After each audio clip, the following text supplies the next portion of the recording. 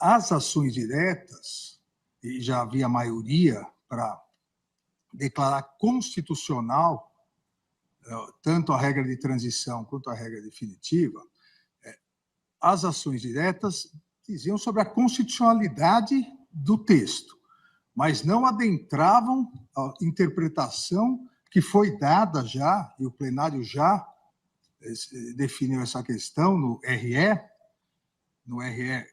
1.276.977, que é o próximo da pauta, o plenário, mantendo a constitucionalidade dos dispositivos legais, fixou uma regra que permitia ao segurado não ser prejudicado pela aplicação da regra de transição. Até leio aqui o tema 1102, o segurado que implementou as condições para o benefício previdenciário após a vigência da Lei 9.876 e antes da vigência das novas regras constitucionais, introduzidas pela Emenda Constitucional 103 de 2019, tem o direito de optar pela regra definitiva, caso esta lhe seja mais favorável. Isso já havia sido definido pelo plenário, e nas ações diretas, somente Vossa Excelência, salvo engano, e o ministro Gilmar fizeram uma ressalva de que, uma vez julgado as ações diretas, não haveria possibilidade de discussão sobre essa possibilidade da opção pela regra mais favorável. Então, acho que é importante esse plenário também definir se será possível, e durante os votos cada um, obviamente, vai se manifestar sobre isso, é possível agora, nas ações diretas, nós revermos uma decisão já dada no recurso extraordinário. E, obviamente, isso é importante, a fim de se garantir a segurança jurídica, porque daquela decisão do recurso extraordinário que fixou uma tese de repercussão geral para esse momento hoje em que analisaremos a ADI, houve mudança significativa do plenário. Então, obviamente, se isso poderá ser rediscutido via ADI, o que foi discutido no RE. Então, eu só quis fazer essa observação a partir do relatado por Vossa Excelência, porque essa é a questão mais importante que nós vamos discutir hoje. Todas as outras questões, ninguém tem dúvida sobre a constitucionalidade. Ministro Zanin, por favor. Obrigado. Ministro Alexandre. Só para lembrar que o recurso extraordinário não transitou em julgado. Existe embargos de declaração, de forma que ali não há uma decisão também definitiva. Então, só para complementar com essa observação. Exato. Tanto que na pauta seguinte seriam os embargos de declaração, mas a grande questão é se na ADI nós vamos poder rever o mérito julgado. O que já foi julgado o mérito, lá somente seria uma omissão, contradição, no caso de embargos. É importante pontuar, porque, na verdade, eu vou passar rapidamente pelos outros pontos e vou ficar até somente nessa questão. Essa era a questão controvertida, saber se quem está no regime de transição está cogentemente no regime de transição ou se pode optar pelo regime definitivo. Então, presidente, com todo respeito, não me parece que essa seja a questão mais importante. Essa vai ser a segunda questão mais importante. A primeira é se aqui nessa ADI nós vamos poder rever o que já foi definido no RE. Aí, como observou o ministro Zanin, a questão no RE ainda está em aberto. O mérito não, só os embargos. Sim, os embargos, mas os embargos de declaração reabrem. Então, para deixarmos bem claro, né, que se houver uma revisão, nós acabamos revendo uma decisão já dada por um plenário, por outro plenário, só para pontuar essa questão. Eu acho que nós podemos até ter, não quero falar do caso, porque, obviamente, nós temos vários precedentes nessa situação em que, paralelamente, circulam ou tramitam ADIs e RS, podemos ter uma situação, claro que a decisão no controle concentrado é dotada de efeito vinculante e eficácia erga omnes. E, eventualmente, se tivéssemos uma decisão em RE, ela seria passível de revisão dos embargos de declaração. Isso também seria possível de ser feito. Há precedente, ministro Gilmar, Eu acho que há vários nesse tribunal de provimento de embargos de declaração, porque supervenientemente, em ação direta, o Supremo decidiu de forma diversa. Sim. Tem precedente nesse sentido, mas ainda não estamos pré-julgando. Vamos ouvir o voto do ministro Alexandre. Não, presidente, eu não estou dizendo que não é possível. Eu quero que fique claro exatamente que essa ADI pode ser utilizada como embargos infringentes em relação ao recurso extraordinário. Essa é a questão que se coloca. Então, presidente, o primeiro tópico, eu passo rapidamente, foi arguído nas ADIs a inconstitucionalidade formal da Lei 9876 de 99. A Confederação requerente impugnou sob o argumento de que o projeto de lei da qual decorreu a aprovação da lei não teria observado o preceito do artigo 65, parágrafo único da Constituição, que impõe no processo legislativo federal a devolução da proposição à casa iniciadora no caso de alteração substancial na apreciação realizada pela casa revisora. A questão da alteração substancial feita pela casa revisora, que aprova, mas de forma bem alterada, ter que retornar. Eu afasto essa inconstitucionalidade formal, porque cito aqui no voto vários precedentes, na verdade, uma adequação de redação, ela não significa uma alteração substancial.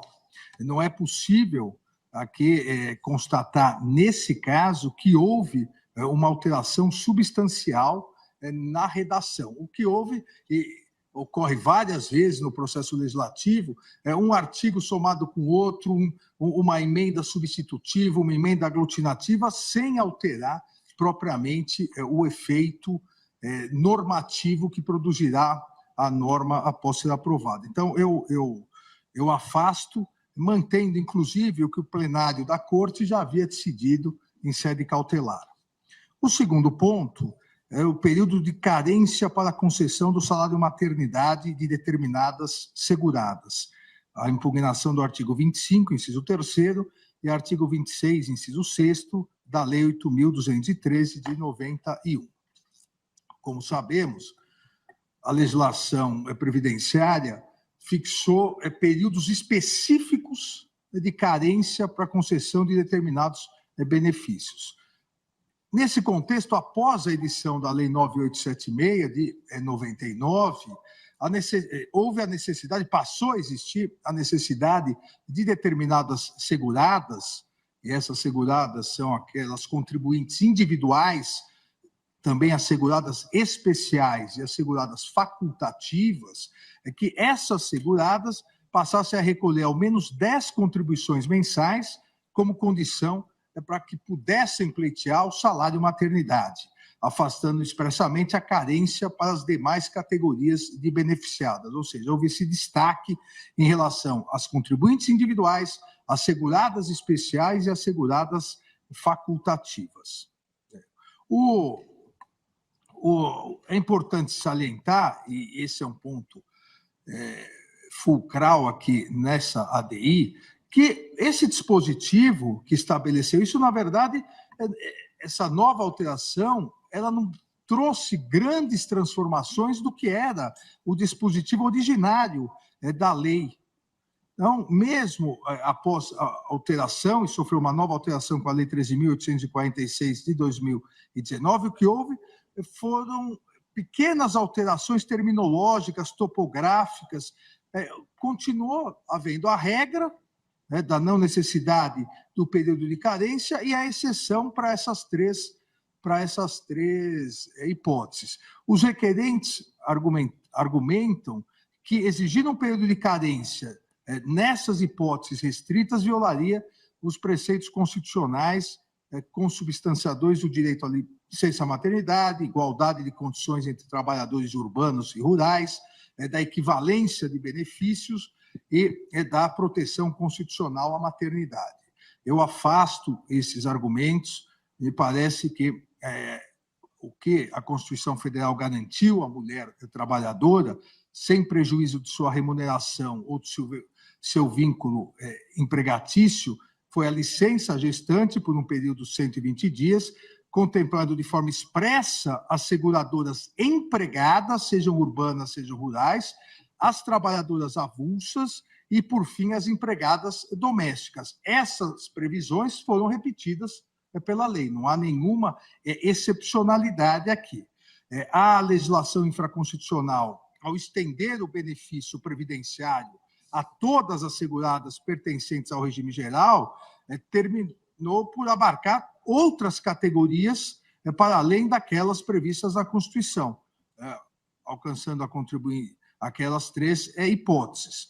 A Lei 9876, ao introduzir períodos de carência para as categorias de seguradas não alcançadas pelo texto constitucional, ela não limitou, porque, na verdade, a legislação ampliou para outras três espécies de empregadas, trabalhadoras, que não previstas na Constituição, e, ao ampliar, estabeleceu um requisito, um período de carência. Mas, se compararmos o texto constitucional com o texto legal, houve uma ampliação na garantia, na efetivação desse direito. E essa questão específica dessa ampliação foi, inclusive, detalhado, especificado no parecer da Procuradoria-Geral da República, que cito aqui também no voto. Então, o fato do legislador ordinário ampliar os direitos, mas, ao ampliar, prever o requisito, não me parece que tenha ferido qualquer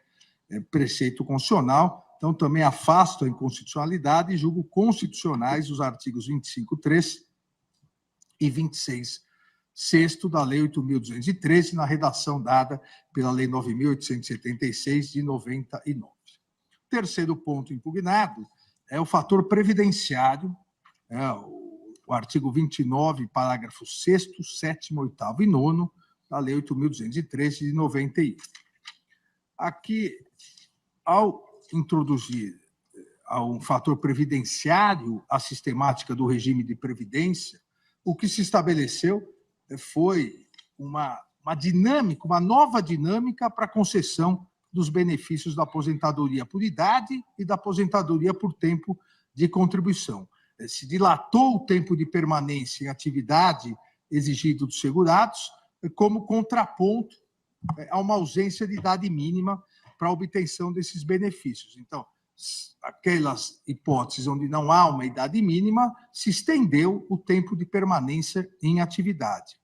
A reforma inicialmente promovida pela Lei 9876, a Lei de Benefícios, incorporou, entre outras, as seguintes modificações. No caso de concessão de aposentadoria por idade e aposentadoria por tempo de contribuição, o benefício será calculado multiplicando-se a média de 80% dos salários de contribuição pelo fator previdenciário. Ainda previu, para o segurado especial, a aposentadoria por idade e a aposentadoria por tempo de contribuição,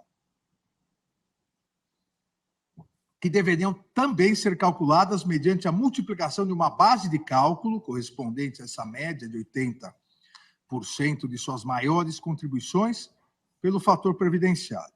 Previu as bases da fórmula para a elaboração do fator previdenciário, idade, sobrevida e tempo de contribuição, e, por fim, acrescentou ao tempo de contribuição o período de 5 anos para a mulher e o professor, elevando-se para 10 anos no caso de professora.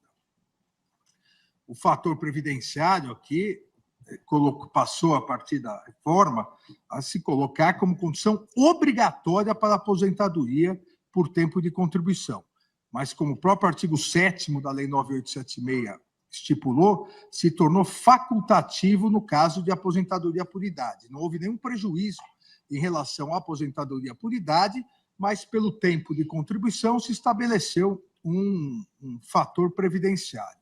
Isso sofreu uma ligeira alteração com a Lei 11.718, de 2008, que modificou o cálculo do salário de benefício do segurado especial, porque afastou nessa hipótese a incidência do fator previdenciário, mas manteve todas as regras introduzidas anteriormente pela lei discutida 9876 de 99.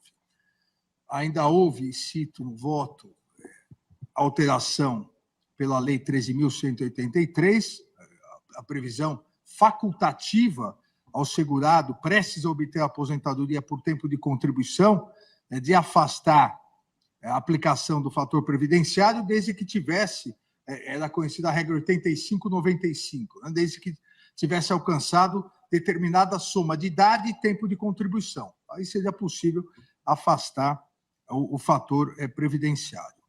A recente reforma, agora não tão recente, promovida pela Emenda Constitucional 103 de 2019, eliminou a hipótese de aposentadoria somente por tempo de contribuição e consolidando, né, a inativação programada que atualmente requer tanto uma idade mínima quanto um período mínimo de contribuição para sua concessão.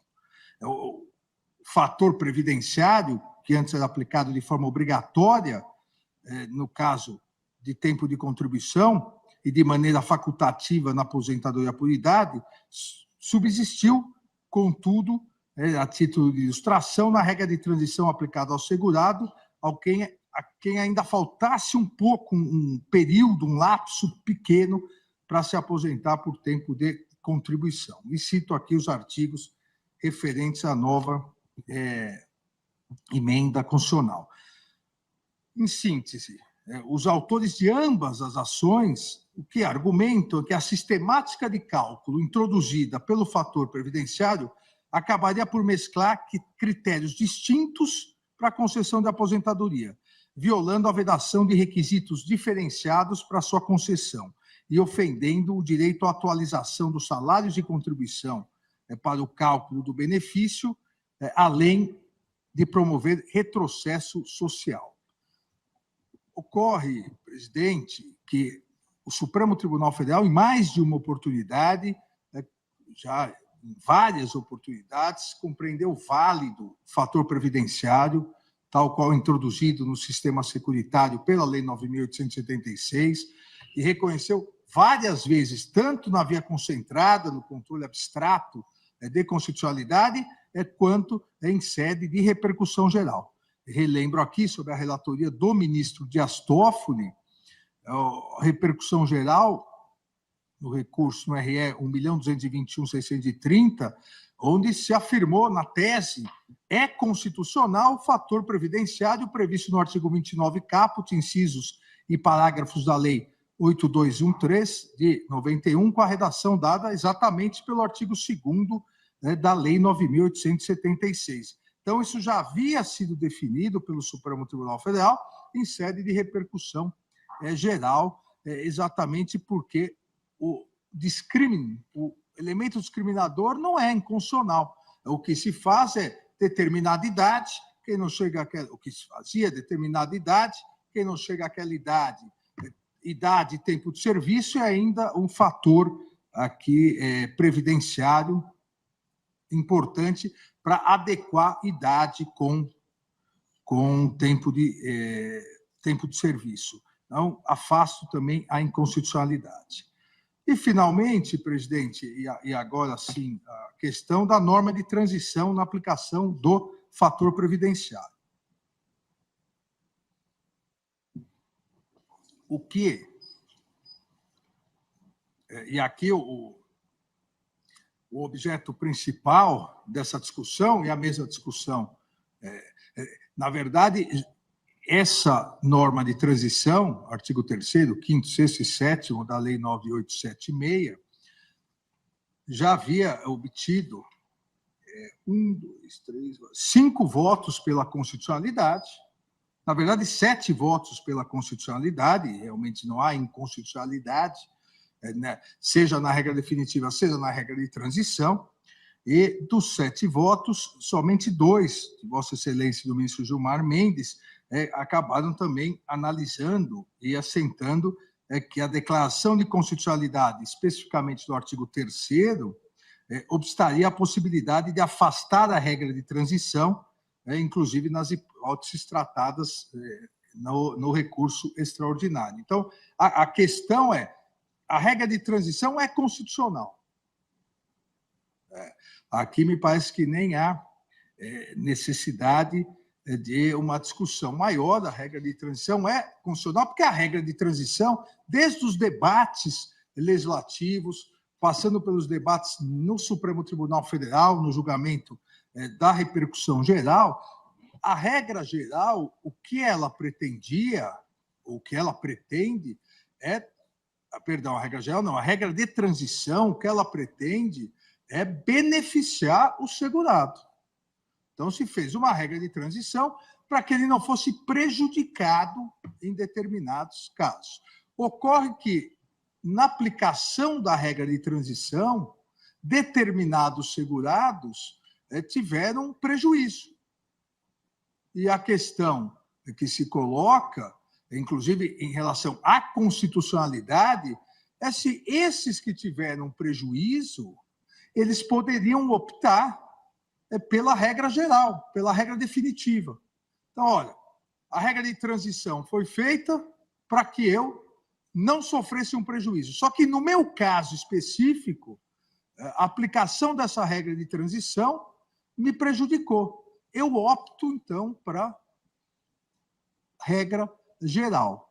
Isso foi discutido no recurso extraordinário e isso, que tudo indica, é o que será discutido aqui nessas duas ADIs. Então, nesse ponto, o objeto principal da discussão é a definição se o segurado do INSS, que ingressou no sistema previdenciário até o dia anterior da publicação da lei nova, que foi 26 de novembro de 99, se esse segurado ele tem o direito de optar para o cálculo do seu salário de benefício, de optar não pela regra transitória que o prejudica, mas pela regra definitiva prevista no artigo 29, incisos 1 e 2 da Lei 8.213, quando isso lhe for mais favorável, para lhe assegurar não um prejuízo, mas sim um benefício mais elevado.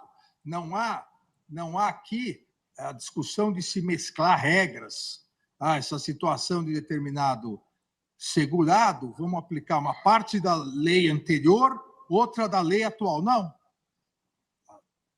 A nova lei trouxe a regra que vale para todos, permanente, e uma excepcionalidade, que era a regra de transição, para, repito, evitar prejuízos aos segurados que estavam na transição. Ao se aplicar essa transição, ficou constatado que alguns que deveriam ser beneficiados foram prejudicados. O que eles pedem? E o que pede, a meu ver, a interpretação aqui conforme a Constituição do artigo 3º.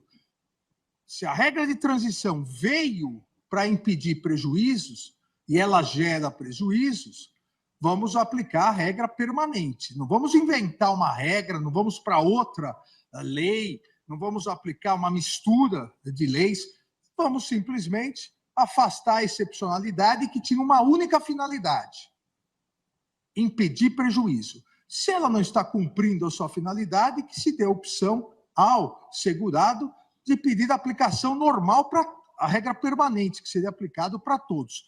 E, repito, exatamente para evitar que haja prejuízo no benefício. Dessa forma, presidente, para aqueles todos filiados no regime geral de previdência social até a data da publicação da lei, e repito, 26 de novembro de 99, criou-se uma regra de transição para excluir do cálculo do benefício os salários de contribuição anteriores a julho de 94. E por que o legislador fez isso? E as discussões legislativas todas. Porque no cálculo se pretendia evitar que aqueles salários de contribuição anteriores a julho de 95, ou seja, 5 anos e meio antes da aprovação da lei, a ideia é que esses salários iriam atrapalhar a média, porque eram salários defasados. Então, a regra de transição afasta para não gerar um prejuízo tão grande ao segurado. Só que, em algumas hipóteses, como eu disse, se contar a regra geral, não afastando esses salários de contribuição anteriores a julho de 94, em algumas hipóteses, isso mantém um benefício melhor. Em outras palavras, Se o legislador tivesse estabelecido só uma regra, a regra permanente, inúmeros segurados teriam sido beneficiados. Beneficiados não. Inúmeros segurados não teriam sido prejudicados. Agora, o legislador quis ajudar, só que ao tentar ajudar, todos prejudicou muitos. Se extirpássemos a regra de transição, esses muitos teriam o mesmo tratamento. Eu faço questão de insistir nisso, porque eles não estão pedindo um tratamento especial, o mesmo tratamento de todos os demais. Excelência, me concede uma parte, ministro Alexandre. Estamos todos aqui acompanhando atentamente o voto de Vossa Excelência. É uma matéria que demanda essa minudência percussiente. Se bem depreendi, Vossa Excelência está a dizer que não há aplicação concomitante das duas regras. Há uma possibilidade de escolha diante da situação que se apresentar por parte do segurado. É disso que... Exatamente. Não se misturam critérios, não se misturam regras. Aqueles segurados que até... Para aqueles segurados, né, que até a data já eram filiados até 99, novembro de 99, qual foi o pensamento do legislador? Eles já estão segurados. Daqui para frente, é uma regra permanente. Mas e esses todos? Se nós aplicarmos essa regra, eles serão prejudicados. Então, vamos excluir, pegar 5 anos, vamos excluir os salários de contribuição que é antes de 94, porque aí eles não serão prejudicados. Mas houve o prejuízo. Então, qual é a proposta da interpretação? Que é exatamente o que ocorreu no RE, na repercussão geral. O segurado deve ter a opção de falar, não, eu quero a aplicação da regra geral. Quer dizer, ele não vai pedir uma outra norma, uma interpretação de A com B, não. Eu agradeço, em outras palavras, eu agradeço o que o legislador fez por mim para melhorar minha situação, só que eu quero ser tratado igual todo mundo. Eu quero ser tratado igual todo mundo. Eu quero a regra geral de todos os salários de contribuição, porque aí ele não é prejudicado. Exatamente isso. Não há mistura de regras. Não se mistura a regra permanente com a regra transitória. Agradeço, Vossa Excelência. Mas aqui, obviamente, para aqueles que ingressaram no sistema pós-99, aí a regra, não há opção, aí a regra sempre, a regra permanente.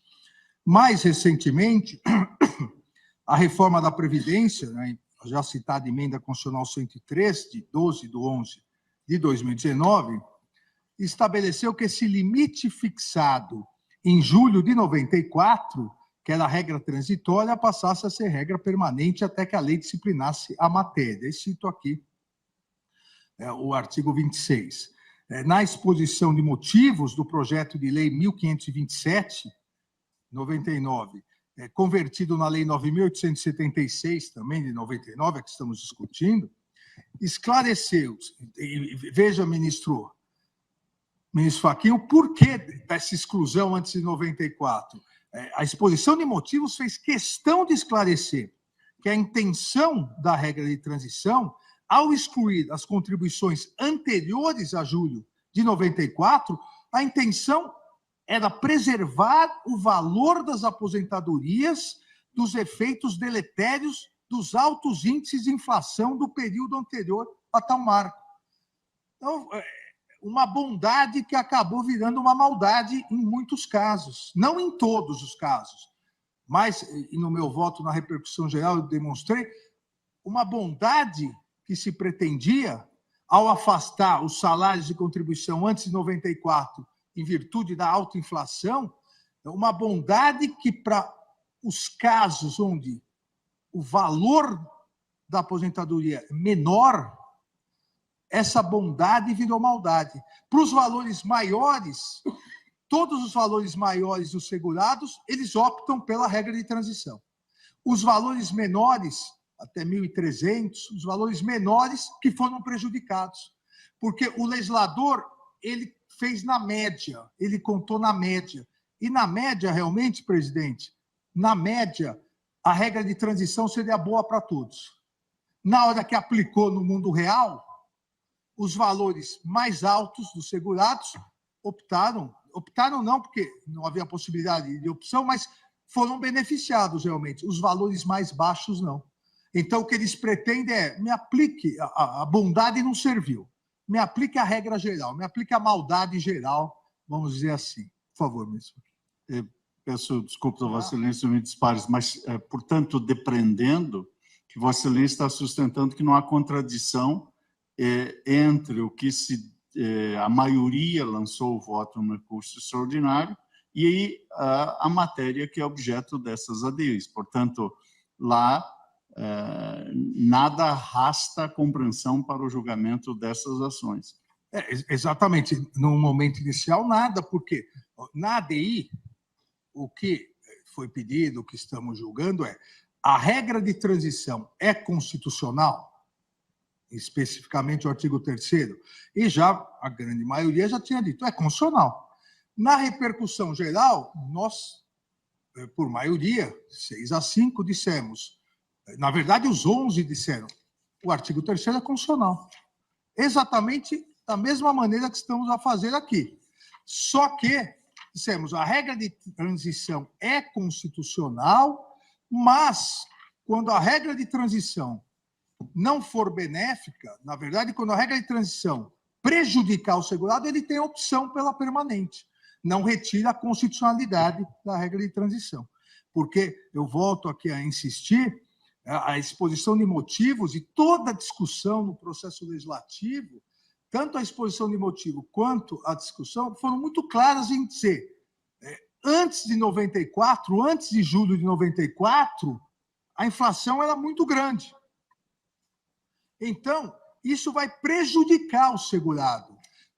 Vamos excluir, como realmente, eu volto a dizer, prejudicaria os valores mais altos dos segurados. Mas os valores menores, eles foram prejudicados pela regra de transição. Em outras palavras, era melhor ter deixado, principalmente para aqueles que mais necessitam, era melhor ter deixado só uma regra, a regra permanente, porque aí não haveria tratamentos diferenciados e prejuízo.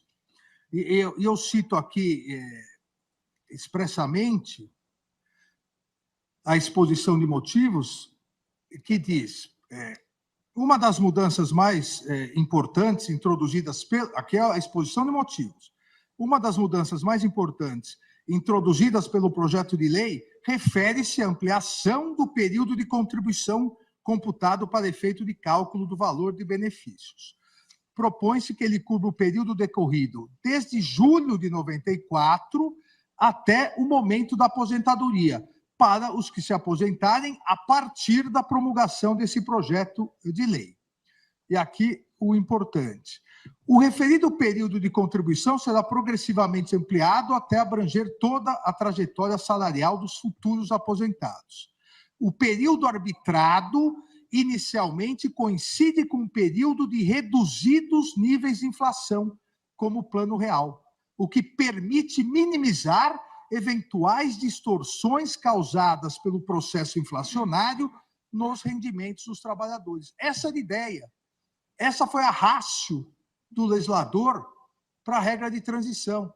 Então, se isso, mesmo com isso, acaba prejudicando, e repito, prejudicando as aposentadorias de menor valor, a interpretação, conforme a Constituição, deve se dar no sentido de que, para esses, é possível a opção pelo regime geral. Eles não querem de maneira alguma um benefício, uma excepcionalidade. Eles só querem ser tratados igual todos os demais que se aposentaram a partir de novembro de 99. Esse é o pedido. Essa é a discussão. Cito ainda outros trechos, que não vou cansá-los aqui, mas a exposição de motivos repete que essa medida de exclusão para aqueles já aposentados, essa medida de exclusão dos períodos anteriores ao Plano Real, a 94, veja, é uma medida com forte conteúdo de justiça social. Não é possível uma medida de justiça social prejudicar exatamente aqueles segurados que têm os valores menores de aposentadoria. E, repito, não foi aqui, não foi, eu brinquei de uma maldade, uma bondade que virou uma maldade. Na verdade, o erro de cálculo foi que o legislador, ao estabelecer, ele pegou a média. E, ao pegar a média, todos seriam beneficiados. Só que foram beneficiados aqueles da média para cima. Os da média para baixo, as menores aposentadorias, acabaram sendo prejudicadas. Ao analisar, porque esse assunto é de 99, então é antigo, ao analisar as leis supramencionadas, 99, as alterações, a jurisprudência do Superior Tribunal de Justiça entendia não ser possível aos que se filiaram ao regime anterior, antes da edição de 99, optar pela regra definitiva. Ou seja, essa opção, o STJ entendia não ser possível no início. Mas o próprio Superior Tribunal de Justiça, a partir do julgamento no recurso especial pela sistemática dos recursos repetitivos, exatamente que deu origem ao acórdão recorrido na nossa repercussão geral, o próprio STJ, repito, em recurso especial, já na sistemática dos recursos repetitivos, revendo os precedentes anteriores, ressaltou a necessidade de interpretar-se a regra de transição de forma mais consentânea com o objetivo que orientou o legislador. Eu repito, como disse, lendo a exposição de motivos, uma regra de justiça social e a ideia de beneficiar o segurado expurgando o período pré-plano real, porque os índices inflacionários eram muito grandes. E o STJ, a partir disso, fixou exatamente que, na pior, abre aspas, na pior das hipóteses, a norma transitória não se aplica aos segurados antigos quando implicar tratá-los de modo pior do que o novo segurado. Se a regra de transição veio exatamente para impedir que ele fosse tratado de forma pior, veio beneficiá-lo, se a aplicação prática dessa regra acaba piorando a sua condição, não será possível, e a partir disso, o STJ definiu a matéria em termos infraconstitucionais, e esse recurso é o nosso recurso extraordinário à repercussão geral julgada e a partir da interpretação do artigo 3º. A partir, então, dessa leitura que fiz 2 trechos somente, da exposição de motivos do projeto que originou a Lei 9.876, dos vários argumentos do acórdão do STJ, analisando essa questão da justiça social, da igualdade, da segurança jurídica, da vedação ao retrocesso, da impossibilidade daquele, porque isso também é muito importante, aquele que já tinha o direito adquirido à aposentadoria, já vinha recebendo a sua aposentadoria, vem uma reforma, e sabemos todos da necessidade para que o INSS não quebre, o sistema de seguridade não quebre, da necessidade de reformas, mas aquele que já tinha a sua aposentadoria garantida. Vem a reforma prevê requisitos mais duros, um fator previdenciário mais duro, ou seja, a situação vai piorar para quem será, ou se tornará mais difícil para quem se aposentar após 99, a lei diz. Para você que se aposentou antes, nós vamos garantir uma situação melhor com a regra de transição. E esse fica pior do que a regra geral. Obviamente, houve um erro aqui na aplicação da regra de transição. A regra transitória, a finalidade da regra transitória era favorecer, principalmente, os trabalhadores aposentados com menor escolaridade, com inserção menos favorável ao mercado de trabalho, que tivessem uma trajetória salarial mais ou menos linear, ou seja, os menores valores. Só que, infelizmente, isso não se demonstrou crível, real na aplicação. Aqueles de menor escolaridade, aqueles que tiveram, aqueles que tinham, estavam na base do mercado salarial, dos valores salariais, acabaram sendo prejudicados. Então, em virtude disso, não é possível, ao meu ver, somente, e aqui é uma conclusão, eu diria, dupla, não tenho nenhuma dúvida de que, até pela exposição de motivos, pela intenção do legislador, não há inconstitucionalidade na regra de transição, porque a regra de transição foi feita para não prejudicar quem já estava aposentado, para garantir os direitos de quem estava aposentado. Então, não é possível declarar inconstitucional uma regra que foi feita para melhorar a situação, e, em alguns casos, melhorou.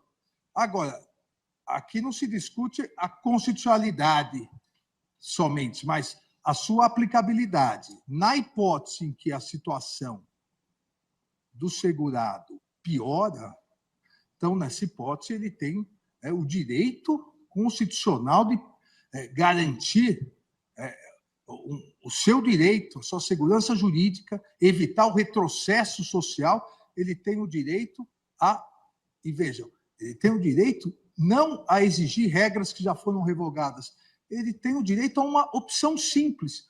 Eu quero ser tratado igual todos os segurados após 99. É só isso que eu quero. Dessa forma, presidente, para não cansá-los mais, eu concluo aqui no sentido de que é constitucional também, é constitucional o artigo 3º, é constitucional as regras de transição, mas não é possível a aplicação, ou, diria, dentro do próprio contexto da lei, deve-se dar uma interpretação conforme nos moldes do que nós já fizemos na repercussão geral. Ou seja, uma interpretação conforme no sentido de que o segurado que implementou as condições para o benefício previdenciário após a vigência da Lei 9876, de 99, e antes da vigência das novas regras constitucionais, tem o direito de optar pela regra definitiva. É só isso que ele quer, caso lhe seja mais favorável. Há um argumento do INSS que o impacto financeiro decorrente da aplicação dessa interpretação seria de 3,5 bilhões para o ano de 2020, agora já não mais, então já houve a economia de 3,6 bilhões, 16,4 bilhões para os últimos 5 anos, então 21, 22, 23, então também já houve mais economia, e 26,4 bilhões para o período de 2021 a 2029. Existem 3.045.065 aposentadorias por tempo de contribuição ativas desde 2009, e essa é a previsão do INSS, que em torno de metade, exatamente a metade mais baixa, iria pedir a revisão. Em que pese os argumentos econômicos, aqui parece que é um ferimento gravíssimo ao direito de igualdade, à preservação da segurança jurídica, e o que se pretende é tão somente que se realize opção, porque os critérios definidos foram pelo legislador. O legislador estabeleceu. Então, o legislador deve, se ele estabeleceu, o impacto gerado é o impacto do próprio legislador ao estabelecer a regra definitiva.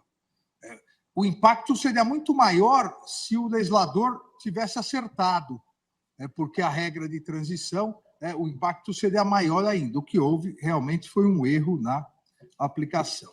Então, presidente, em resumo, aqui no dispositivo, eu julgo improcedente as ações diretas de inconstitucionalidade,